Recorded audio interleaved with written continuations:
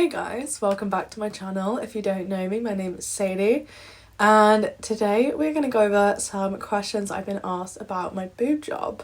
So if you don't know, it was on the 14th of November, so what, just over a month and a half now, about 6 weeks, that I got it done. I had my first consultation in April, just to give a bit of a background. I think I inquired in maybe January, so about a year ago from now. And then had my first phone consultation in April, and then my first in-person consultation and saw the implants and everything it was either June or July, one of those. And then had the actual surgery on the 14th of November. I definitely could have sped up the process more if I wanted to, but I felt that was best for me. I was kind of planning it around ultramarathon training and everything, so yeah, it just kind of worked out best for me.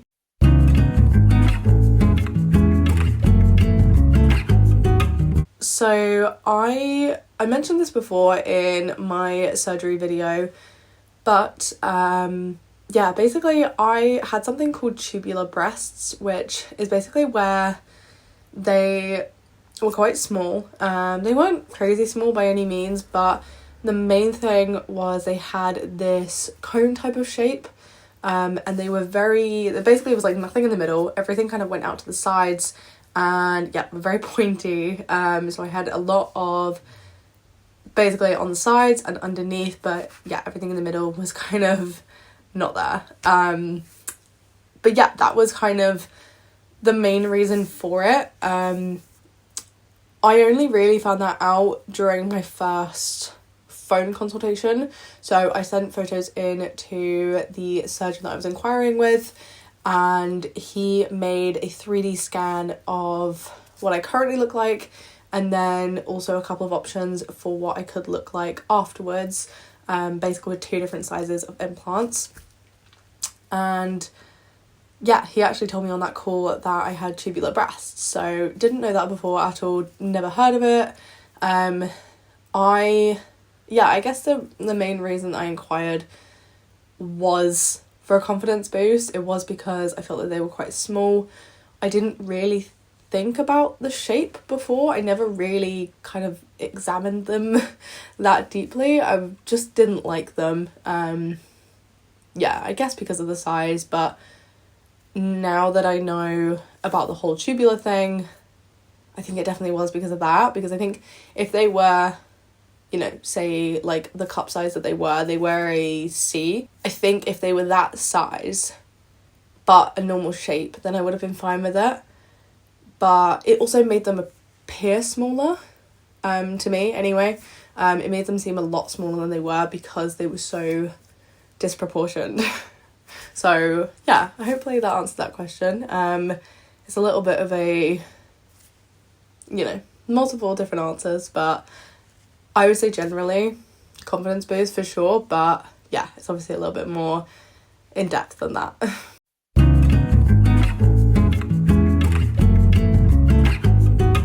I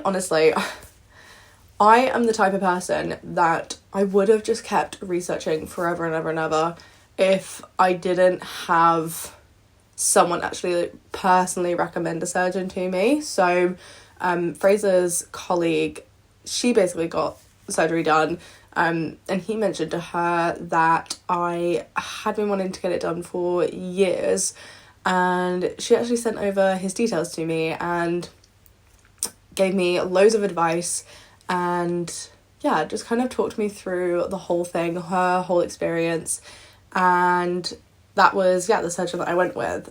So I went with him purely based off of recommendation, I guess. I obviously looked into his website and looked into his other results, but I think just generally, searching online and trying to find someone that you actually trust just through that and not through any sort of recommendation, I don't know, I would have just kind of been a bit unsure just kind of going from that, but I'm really, really glad I did it through recommendation. Yeah, so if anyone is looking into this, I would definitely recommend, and then obviously you've got the recommendation that I originally got as well. So yeah, it definitely made the whole process so much easier for me and actually allowed me to trust someone with this.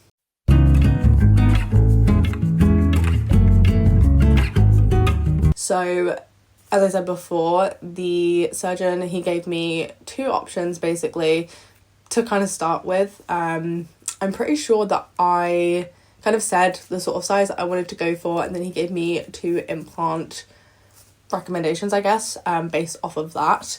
And yeah, so he showed me in a 3D scan of what that would look like afterwards. So obviously you can't necessarily say, oh, I want to go to this cup size exactly, because it does depend on each individual person.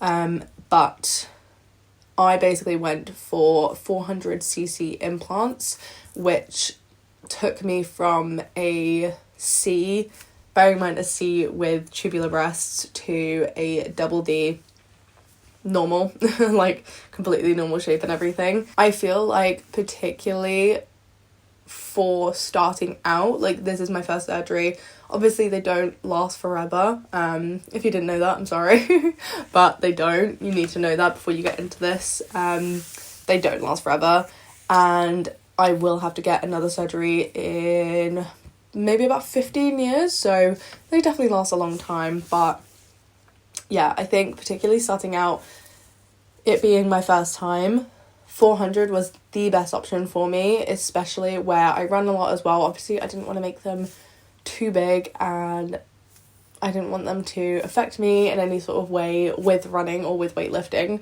So yeah, it definitely was the right choice for me.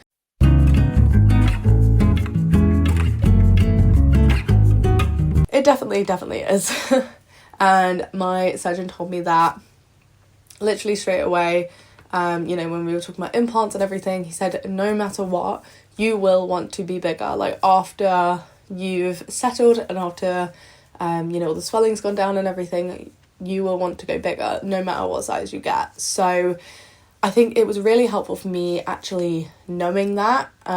So knowing that even if I did get the next implant size up, which would have been 450cc, I still would have wanted to go bigger. So regardless of how big I go, you're always going to want more. And I think particularly it's with where you have a lot of swelling initially, and then you kind of almost see them like shrink, like they kind of go down a little bit. It definitely creates a lot of boob greed. And I think, honestly, for my next surgery, I am tempted to go up an implant size, so go up to 450. But like I said, I've got probably about 15 years to decide on that, and to actually live with them. It's only been 6 weeks, and I haven't actually run with them. I haven't done any weightlifting with them yet, so obviously that's going to be a whole new thing, and I'm so excited. Oh my god. I didn't really think about like the mental side of taking this long of a break off, and it's not even like that crazy long. Like the physical side I'm fine with, and I knew that going into it, but it's just the mental side of it. That's my release, you know what I mean? And I'm so excited to actually get back into running, get back into weightlifting, and feel strong again, and feel healthy and fit. And yeah, oh god, I can't wait.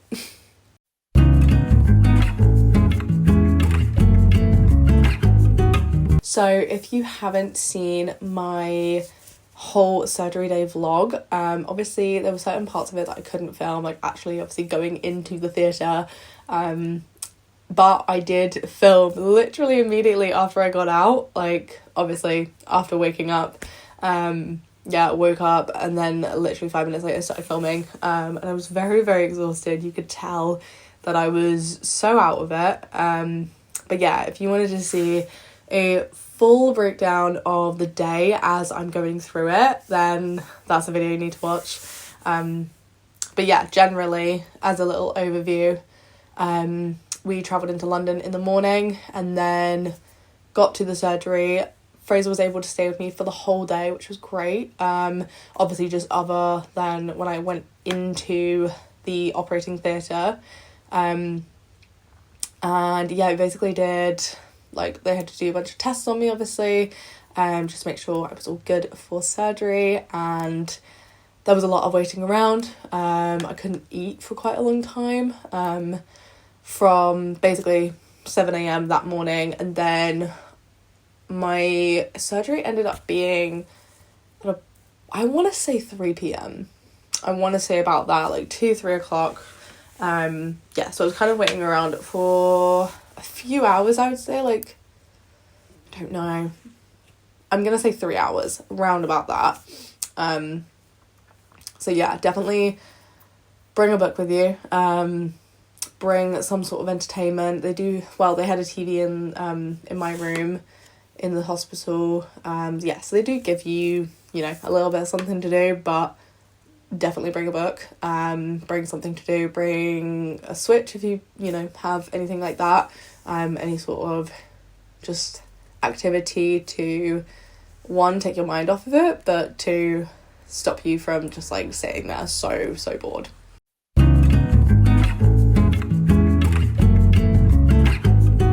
Honestly, for me, I tend to have a very high pain tolerance, very high pain threshold. So, do you know what? At no point would I say it was actually painful. It was never painful at all. That's not the right word for it. I would say it was uncomfortable, and the main thing was like getting used to the weight on my chest, like this new weight that all of a sudden I had like within me.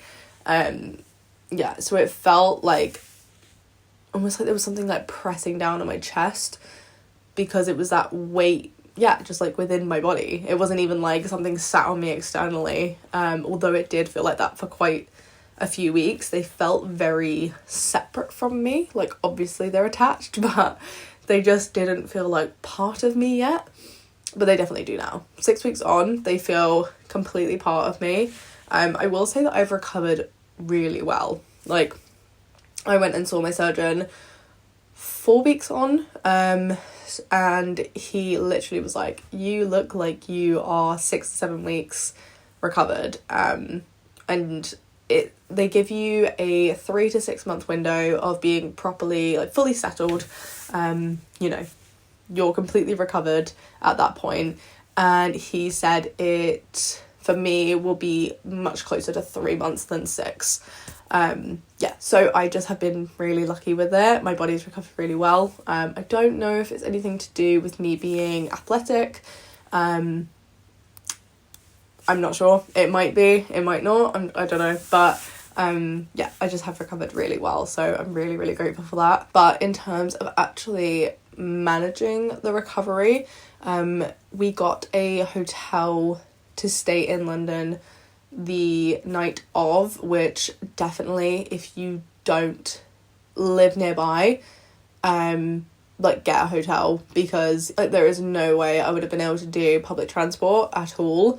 It was kind of bad enough getting in an Uber. So yeah, and the whole night's sleep that first night was awful. I'm not gonna lie to you, it was really bad. But you know, it's one bad night's sleep and then quite a few after that, actually. Basically the first week I did not sleep well at all, but I also had to sleep upright. So I had it's called a reading pillow, but obviously people use it for surgery as well, surgery recovery. And yeah, I literally had to sleep upright and it was awful. I'll insert a photo here as well so you can kind of see my setup, but it looks quite comfortable, and it's comfortable for sitting in, but for actually trying to sleep was not the one. And yeah, I just didn't sleep well. I kept waking up a lot, and then there was the kind of Again, not pain, but just discomfort quite a lot. But yeah, recovery in general, it definitely wasn't the worst thing ever at all. It was very tolerable, but it also wasn't fun by any means. Okay, so I think that's all the questions I'm going to be answering for today. Hopefully that was helpful. If anyone has any other questions, yeah, let me know in the comments, and I can always answer them in the comments, or if there are quite a few, then I can do another video. But yeah, I hope you guys enjoyed the video. If you did, give it a thumbs up, comment down below any other videos you want to see from me, and I'll see you in the next one.